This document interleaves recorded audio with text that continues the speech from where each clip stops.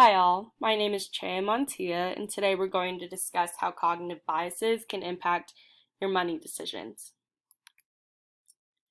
To begin, I bet you're all asking the question, what in the world is a cognitive bias?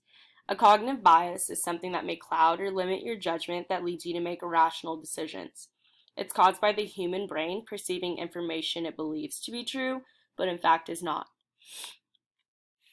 For better understanding, an example in metaphors would be an optical illusion such as this. Which of you sees a duck? Which of you sees a bunny?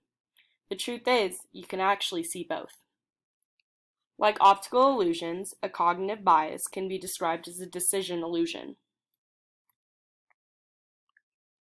There are 6 types of cognitive biases. These biases are called loss aversion, endowment effect, status quo bias, sunk cost fallacy, anchoring effect, and paradox of choice. We'll briefly go over all these cognitive biases and then dive deeper into one of them and how it can impact a specific money decision.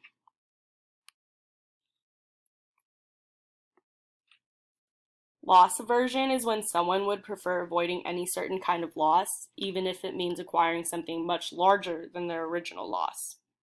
Like this picture may describe, when someone gains $10, they typically don't see it as quite a big deal, but losing $10, oh man, it's just the worst thing in the world. The endowment effect comes into place when a person values a thing more once it becomes their own. For example, like something personal that has happened in my own life, there was a specific toy in my life that I'd kept since I was a young child, but hadn't played with it or even seen it in a while. But once my parents were cleaning out and selling things in our house, they had sold that toy and it broke my heart just because it was mine. Now, if I never would have even owned that toy, it wouldn't have hurt so much. Status quo bias means wanting to stay in the current state you're in, not wanting any change because you're comfortable with how things are at the moment and any change would be considered terrible. Sunk cost fallacy is described as following through with something simply because you put all the time, effort, and in this case, money in it.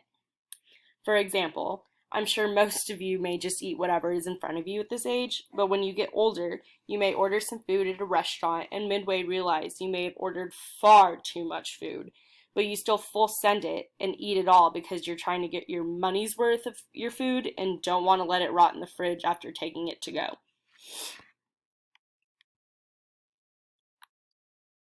Now, anchoring has to do with choosing something by comparing it by a reference point.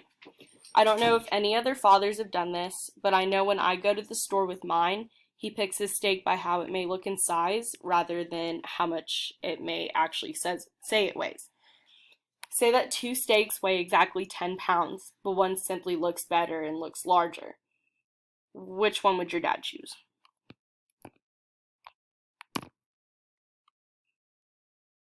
Lastly, paradox of choice in simple definition is asking, is more actually better? How many of you have gone into the store to get something for someone and are overwhelmed by just how many choices there are? I know I do. Many people believe that more choices are better because it increases consumer satisfaction, but it may actually cause it to drop due to people not being able to make a solid choice. Now that we briefly described all the cognitive biases, I want to dive deeper into this specific cognitive bias, which is anchoring.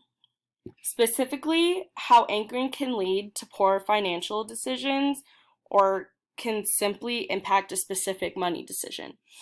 Anchoring goes much deeper than just choosing which steak to get, as mentioned before. Marketers will use the anchoring effect to get you to spend more money. Today, I will still be using going to the store as an example. Marketers will put the original price up and lower it a few months later. Say during Christmas, you're scavenging for a gift and you spot something perfect. In this case, it's a shirt that perfectly describes a friend of yours. It initially costs $100, but now it's 50% off. Now, I don't know where you guys are shopping, and I know most shirts don't cost that much, but we're using this as an example for a reason. the shirt is the best thing you've ever seen, and the person you're buying it for is going to absolutely love it. And 50% off? Yes, put that on my card. Now, let's think about this reasonably. You're going to still be spending $50 on a shirt, but hey, it's better than spending $100 on a shirt, right? Wrong. They got you accustomed to that large price, making that $50 not seem as much as it really is. These marketers have drawn you in from this low price of $50 because you're only spending $50, but this price is still ridiculous. Now that you've learned about the marketing strategy of anchoring, you can use this to your advantage. Step 1, plan what exactly you're going to get for this friend of yours, and then do your research to avoid being sunk in by the anchoring effect.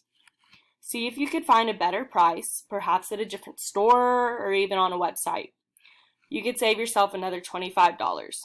Now, doesn't $25 for a shirt sound better than dropping $50 on that same shirt? Thank you.